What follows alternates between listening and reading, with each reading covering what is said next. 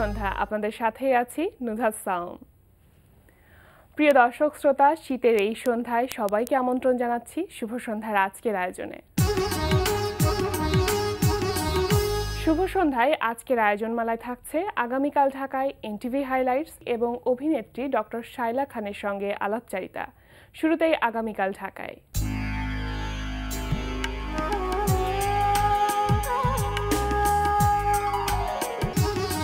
প্রথমেই আগামীকাল ঢাকায় জানিয়ে দিচ্ছি বাংলাদেশ সাংস্কৃতিক উৎসবের সময়সূচি। বাংলাদেশ শিল্পকলা একাডেমির আয়োজনে একাডেমির নন্দন মঞ্চে অনুষ্ঠিত হচ্ছে বাংলাদেশ সাংস্কৃতিক উৎসব। প্রতিদিন 4টি জেলার সাংস্কৃতিক পরিবেশনা থাকবে। 64 জেলা শিল্পকলা একাডেমির সাংস্কৃতিক পরিবেশনায় উৎসব চলবে 18 জানুয়ারি পর্যন্ত। এবার চলতে থাকা প্রদর্শনীর সময়সূচি। গুলশান বেঙ্গল আর্ট লাউঞ্জে প্রদর্শিত হচ্ছে চিত্রশিল্পী তৈয়বা বেগম লিপির চিত্রকলা প্রদর্শনী নো ওয়ান হোম। প্রতিদিন দুপুর 12টা থেকে রাত 8টা এই সময় প্রদর্শনী চলবে 9 জানুয়ারি পর্যন্ত। ডেইলি স্টার বেঙ্গল আর্ট প্রিসিংটে অনুষ্ঠিত হচ্ছে শিল্পী দিলারা বেগম জলি শিল্পকর্ম প্রদর্শনী অমরার আখ্যান। দুপুর 12টা থেকে রাত 8টা এই সময় প্রদর্শনী চলবে 9 জানুয়ারি পর্যন্ত। এবার এনটিভি হাইলাইটস।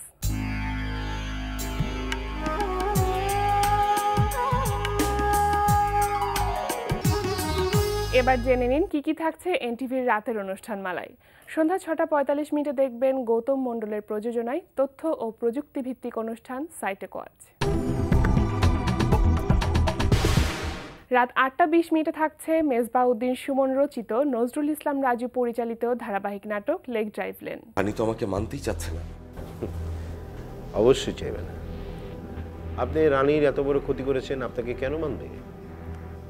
এনিওয়ে, শুনলাম রানীর ভাই নাকি জেল থেকে ছাড়া পেয়েছে। আপনি রানীর ভাইকে ম্যানেজ করুন, তাহলেই সব ম্যানেজ হয়ে যাবে। রানী ওর ভাইকে একেবারেই পাত্তা দেয় না। দিবে। আপনি যখন ফ্যামিলির সবাইকে ম্যানেজ করে ফেলবেন, তখন দেখবেন সবাই আপনাকে পাত্তা দেবে। রাত 9টায় দেখবেন আলফ্রেড খোকনের প্রযোজনায় ফারাজ শারমিনের উপস্থাপনায় সঙ্গীতানুষ্ঠান তারাই তারাই রচিত। বংশী বাজায় কে রে সখী, বংশী বাজায় কে, বংশী বাজায় কে রে সখী, বংশী বাজায় কে, আমার মাথার বেনি বদল দেব তারে আইনা দে, আমার মাথার বেনি কইলা দেব তারে আইনা দে, প্রাণ সখী রে ওই শোন কদম্ব তলে বংশী বাজায় কে, প্রাণ সখী রে ওই শোন কদম্ব তলে বংশী বাজায় কে। রাত 9:40 থাকছে পান্থ শাহরিয়ারের রচনায় নঈম ইমতিয়াজ নিয়ামুলের পরিচালনায় ধারাবাহিক নাটক বাক্সবন্দী। তোমাকে বেশ অন্যরকম লাগে।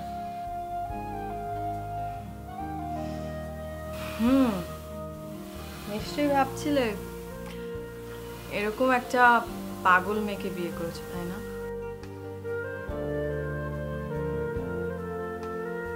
তোমার প্রশ্নগুলোর উত্তর খুঁজছিলাম। পেলে কিছু খুঁজে? রাত 12টায় রয়েছে টক শো এই সময়।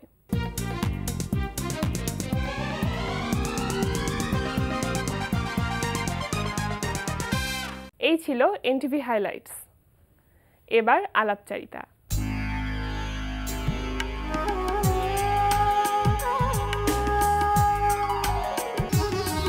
প্রিয় দর্শক, আমাদের আজকের অতিথি অভিনেত্রী ডক্টর শায়লা খান। বাংলাদেশ টেলিভিশনের জনপ্রিয় নাটক সংসপ্তক সহ অনেক জনপ্রিয় নাটকে অভিনয় করেন অভিনেত্রী ডক্টর শায়লা খান। চলুন কথা বলি তার সঙ্গে। শুভ সন্ধ্যা। শুভ সন্ধ্যা। কেমন আছেন? ভালো। অনেকদিন পর পর কিন্তু দেশে আসা হয়। আপনি তো বাংলাদেশ টেলিভিশন অনেক জনপ্রিয় নাটকে কাজ করেছেন, সেই ব্যাপারটি নিয়ে কথা বলবো। তবে শুরুতে যেটা জানতে চাই যে এতদিন পর পর দেশে আসেন, এবার এসেছেন বাংলাদেশে আমাদের যখন শীতকাল চলছে সেই সময়টাতে, তো কেমন উপভোগ করছেন এই সময়টা? খুবই ভালো লাগছে, বিশেষ করে বন্ধু বান্ধব, আত্মীয় স্বজন। তাছাড়া আমাদের তো ওখানে খুব একটা বিয়ে খাওয়া হয় না, এবার অনেক বিয়ে খাওয়া হয়েছে। মাছ ভর্তা, বেগুন ভর্তা, আলু ভর্তা, খুবই ভালো লাগছে। এবং শীতকালীন সবজি দিয়ে যেসব তরকারি, হ্যাঁ, কারণ এখানকার সবজিগুলোর মানে স্বাদই কিন্তু আলাদা। এবং শীতের আরো একটা বড় ব্যাপার থাকে পিঠা। পিঠা, হ্যাঁ পিঠা খেয়েছি, অনেক পিঠা খেয়েছি। যেটা জানতে চাই যে সাম্প্রতিক সময় কি কাজ করা হচ্ছে এখন? আমি তো খুব একটা মানে এসছি আমার মার সাথেই দেখা করতে, মেনলি মার সাথে দেখা করার জন্যই আসি। তবে কিছু কাজ করেছি যখনই আসি, মাঝে মাঝে কাজ করি। এবার যেটা করেছি সেটা হচ্ছে এজাজ মাহমুদের লেখা, চয়নিকা চৌধুরীর প্রযোজনায় বাহিরে ভিতরে বলে একটা নাটক। জানি না, হয়তো এনটিভিতে যাবে, হয়তো আগামী মাসে যেতে পারে বা আগামী বছর যেতে পারে, জানি না। ওটাই করলাম আর কি এবার। যে নাটকটিতে কাজ করেছেন এবার সেটা তো একক নাটক। হ্যাঁ হ্যাঁ, একক নাটক। আচ্ছা, সেখানে আপনার চরিত্রটা কি বা কি ধরনের গল্প? গল্পটা তো বলবো না। চরিত্রটা একটা মায়ের চরিত্র, আমি প্রধান চরিত্রেই অভিনয় করেছি। তারপর গল্পটা না শুনলে আমরা তো বিষয়বস্তুটা একটু শুনতেই পারি। বিষয়টা হচ্ছে ভালোবাসা নিয়ে মানে সমাজে দেখা যাচ্ছে খুব ডিভোর্স রেটটা বেড়ে যাচ্ছে। এটা একটা মেসেজ দিচ্ছে সবাইকে যে divorce is not the ultimate end of a marriage. তো ওইটা নিয়েই আর কি, ওটা নিয়ে গল্পটা আবর্তিত হয় এবং সেখানে আপনি একজন মায়ের চরিত্রে এবং বিধবার চরিত্রে আমি অভিনয় করেছি। আচ্ছা, এই যে এতদিন পর পর দেশে এসে নাটকের কাজ করা হয়, তো সেক্ষেত্রে নাটকের কাজ করতে গেলে বা অভিনয় করতে গেলে কি কোনো রকম সমস্যা ফেস করা হয়? সমস্যা তো হয়, কারণ আমরা তো সেই বিটিভির শিল্পী। আমরা তো বহু আগে 3টা ক্যামেরায় নাটক করেছি, আর এখন তো একটা ক্যামেরায়। ওটা আমি বুঝি না খুব একটা। তবে আমার যে ডিরেক্টর চয়নিকা চৌধুরী আমাকে অনেক হেল্প করেছে এবং ধরে ধরে আমার সাথে কাজ করেছে। আচ্ছা, এখানে আমার একটি প্রশ্ন আছে যে সেই সময়ে টেলিভিশনের বাংলাদেশ টেলিভিশনে অনেক জনপ্রিয় নাটকে কাজ করেছেন এবং এখনও কাজ করছেন। তো সেই সময় থেকে এই সময় যদি পার্থক্য করতে বলা হয়, মানে কিভাবে পার্থক্যটা করবেন? এখন তো নাটক আমি তো জানি না, আমার 6টা চ্যানেল আছে, কিন্তু আমরা তো নাটক দেখতে পারি না, কারণ অনেক অ্যাড হয় সেই জন্যে। আর এখন এত বেশি নাটক, এত বেশি চ্যানেলে নাটক হচ্ছে যে এটাকে মানে ট্র্যাক রাখা খুব মুশকিল। আর আগে তো আমাদের সময়কালে 10টার সময় একটা নাটক হতো, ওটার জন্য সবাই অপেক্ষা করতো। এটা অন্যরকম একটা পরিবেশ ছিল এবং একটি নাটক দেখার জন্য সবাই একসাথে হতো। হ্যাঁ, খাওয়া দাওয়ার পরে, নিউজের পরে নাটকটা হতো। 8টা নিউজের পরে হতো, আবার 10টা নিউজের পর ব্রেকের পরে অনেক সময় নাটকটি চলে আসতো। তো বলছিলাম সেই সময়টা নিয়ে, সেই সময় নাটকের শুরুটা আপনার কিভাবে হয়েছিল? আমার কিন্তু নাটকের টেলিভিশনে প্রথমে করি আমি, মঞ্চে আমি পরে এসেছি। টেলিভিশনে আমার মনে হয় 1974 বা 75-এ আমি সৈয়দ সিদ্দিক হোসেনের একটা নাটক করি। সেটা বিভূতিভূষণ বন্দ্যোপাধ্যায়ের রোমাঞ্চক গল্প আবুল মানে ভালোবাসা নাটকটা। আবুল হায়াত ছিল এবং নাটকটা বেশ কয়েকবার 3-4 বার প্রচারিত হয়েছিল। ওটা দিয়েই আমার শুরু। আচ্ছা, ইনভলভমেন্টটা কিভাবে হয়েছিল নাটকের সময়? সেই সময়টা তো খুব কম মানুষ বা খুব কম মেয়েরাই নাটকে কাজ করতো, তো আপনার ইনভলভমেন্টের গল্পটা একটু শুনবো। হ্যাঁ, এটা খুবই ভালো প্রশ্ন করেছো তুমি। আমার বন্ধু ছিল, হোলি ক্রসে ছিলাম, আমার বন্ধু ছিল শামীমা পারভিন। ও শান্তিনিকেতন থেকে পাশ করে এখন মিউজিক কলেজের ও প্রিন্সিপাল। ওর সাথে আমি বলেছি যে ও খুব প্রোগ্রাম করতো, তো আমি বলেছি যে তোর সাথে আমি একটু টেলিভিশন ভবনটা দেখবো। তো ওর সাথে যাই, তো আমি এরকম কথা বলছি ওর সাথে, তখন সৈয়দ সিদ্দিক হোসেন আমার কথা বলার ভঙ্গি দেখে আমার মনে হয় আমাকে জিজ্ঞাসা, তুমি নাটক করবে? আমি তখন বলছি আমি নাটক করবো। তখন ওইভাবেই আর কি উনি আমাকে স্ক্রিপ্টটা দিলেন, পড়তে বললেন, তারপর থেকে। সেক্ষেত্রে পরিবার থেকে সহযোগিতাটা কেমন পেয়েছিলেন? না, আমার বাবা তো খুবই ওপেন মাইন্ডেড।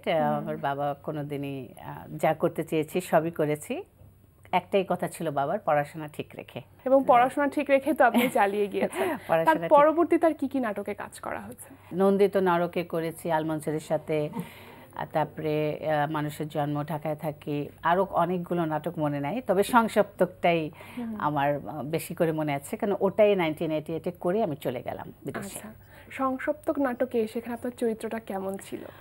আমি ছিলাম সৈয়দ বাড়ির 2 মেয়ে ছিল যে, আরিফার বড় বোনের রোল করেছি, আর ছোট বোন রাবু, এটা সুবর্ণা মোস্তফা করেছিল। আচ্ছা, তো সেই সময় সুবর্ণা মোস্তফার সাথে কাজ করার অভিজ্ঞতাটা কেমন ছিল? ও তো খুবই ট্যালেন্টেড একজন আর্টিস্ট, আর ফেরদৌসী মজুমদার, ফরিদি, সবার সাথে খুব ভালো লেগেছে। মানে ওটা মানে একটা আমার জন্য একটা স্মরণীয় ঘটনা। এবং আপনি কিন্তু নাগরিক নাট্য সম্প্রদায়ের সাথেও সে সময় যুক্ত ছিলেন। হ্যাঁ, আমি নাগরিকে জয়েন করেছি 1977-এ, 10 বছর ছিলাম। ও শাহজাহান নাটকে প্রথমে করি আতাউর রহমানের ডিরেকশনে, পিয়ারার রোলে। তারপরে আমি কপিনেকের ক্যাপ্টেনে করেছি, দেওয়ানগাজী কিচ্ছাতে করেছি, সখীর রোল করেছি। আর বেশ কয়েকটা নাটক করেছি।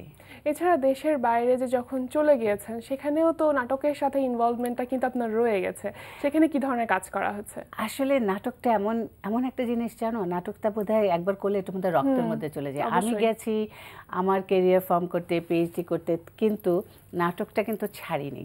আমি যখন ক্যানাডাতে ছিলাম, ধরো 88 থেকে 98, তখন আমি 3টা মঞ্চ নাটক করেছি। এবার একটা নাটকের কথা আমার খুব মনে পড়ে, একটা মহিলা ওখানে 5টা রোল করেছিলাম, আর আরেকটা নাটক আমরা 6 জন মহিলা মিলে করেছিলাম। সো 3টা আমি মানে মঞ্চ নাটক করেছি কানাডাতে। কিন্তু আমি যখন আমেরিকাতে আসলাম, ওখানে আমার খুব একটা নাটকের লোকজন পাইনি, তখন আমি একক অভিনয় শুরু করলাম। তো আমি 3-4টা একক অভিনয় করেছি ফোবানাতে, ক্যানসাস সিটিতে একবার, অ্যাটলান্টাতে 2বার, এবং আমি যেখানে থাকি মিসিসিপিতে অনেকবার। একটা ছিল আল মনসুরের লেখা বৈশাখী, আরেকটা ছিল বিপাশা হায়াতের লেখা বীরাঙ্গনা। ওই নাটক একক অভিনয় আমি অনেকবার পারফর্ম করেছি মানে। আর তাছাড়া বাচ্চাদের নিয়ে নাটক করেছি, আর আমরা তো ওখানে ইনভলভ থাকি, গান বাজনা নিয়ে থাকি আর কি। এটা কিন্তু রীতিমতো অ্যাপ্রিসিয়েট করার মতো ব্যাপার যে দেশের বাইরে থেকেও দেশের কালচারটাকে আপনি ধরে রেখেছেন। তো এই যে দেশের বাইরে যে নাটক করা হয়, সেখানকার যারা প্রবাসী বাংলাদেশি থাকে তারা আসলে কতখানি নাটক দেখে? আমরা যেখানে থাকি সেটা খুব ছোট্ট কমিউনিটি, মানে বাঙালি কমিউনিটি বলতে ধরো একসাথে হলে 100 থেকে 150 লোক হবে। কিন্তু যখন ফোবানাতে করেছি ওখানে তো 3-4 হাজার অডিয়েন্সের মাধ্যমে আমি করেছি। তবে একটা এক্সপিরিয়েন্সের কথা আমি বলতে পারি, ফোবানাতে যখন ক্যানসাস সিটিতে আমি বিপাশা হায়াতের বীরাঙ্গনাটা করলাম, নাটকটা করার পরে বহু লোক আমাকে এসে জড়িয়ে ধরে মানে কেঁদেছে, মানে এত সুন্দর ছিল স্ক্রিপ্টটা, মানে ওইটা খুব স্মরণীয়। আর এখানে আমরা যখন লোকালি মিসিসিপিতে নাটক করি, যে কটা বাঙালি আছে তারা সবাই আসে, নাটক দেখে। দেশেও তো কাজ করেছেন, আবার দেশের বাইরেও কাজ করেছেন যেটা বলছিলেন, তো দেশের বাইরের দর্শকদের কাছ থেকে কি ধরনের রেসপন্স পান? দেশের বাইরে তো মানে যেহেতু একটা কমিউনিটি, আমাদের খুব ছোট্ট কমিউনিটি, তো ওখানে মানে সবাই আসে দেখছে। কিন্তু দেশের ভিতরে তো যারা নাটক পছন্দ করে, মানে দে হ্যাভ দ্য চয়েস, হ্যাঁ, যার পছন্দ তারা যায়, স্টেজে করি, একটা ভিন্ন রকম, সেরকম অডিয়েন্স তো আমরা পাই না। আর আরেকটা যেটা, দেশের বাইরে যখন নাটক করি, আর বিশেষ করে এখন যেখানে আমি থাকি, যখন একক অভিনয় করি, আমি তো একা, মানে একা একা নাটক করছি, ওটা তো খুব একটা ভালো লাগে না। মানে দেশে থাকলে তো নাটকটা একটা মানে নাটকের গোষ্ঠীর সাথে, নাগরিকের সাথে, এটা একটা অন্যরকম ব্যাপার, একসাথে বসা, চা খাওয়া, রিহার্সাল করা, একটা টিম ওয়ার্ক, এটা একটা আলাদা আনন্দ, যেটা আমি 10 বছর উপভোগ করেছি যখন দেশে ছিলাম। আচ্ছা, আপনি তো আমেরিকাতে আছেন দীর্ঘদিন, তো সেখানে এই যে নাটক করার পাশাপাশি আর কি নিয়ে ব্যস্ত আছেন? আমার তো নাটক তো করা হয় না ওখানে, আমার তো প্রফেশন টিচিং, রিসার্চ। আমি অনেক রিসার্চ করি, নিজের রিসার্চ আছে, পাবলিকেশন করি। আর স্টুডেন্টদের নিয়ে, আমার আন্ডারগ্র্যাজুয়েট স্টুডেন্টদের নিয়ে আমি অনেক রিসার্চ করি। গ্রান্টে যখন আমরা গ্রান্ট পাই, স্টুডেন্টদেরকে আমি হায়ার করি রিসার্চ অ্যাসিস্ট্যান্ট হিসেবে। তারপরে ওদেরকে নিয়ে কনফারেন্সে যাই, ওদের পেপারটা চেষ্টা করি ওদেরকে তৈরি করতে, যেন ওরা প্রেজেন্ট করতে পারে। ওগুলো নিয়ে আমি বেশি ব্যস্ত থাকি। বলছিলেন যে রিসার্চ করার ব্যাপারটা, তো কোন বিষয়বস্তুগুলোকে নিয়ে রিসার্চ করা হয় বেশি?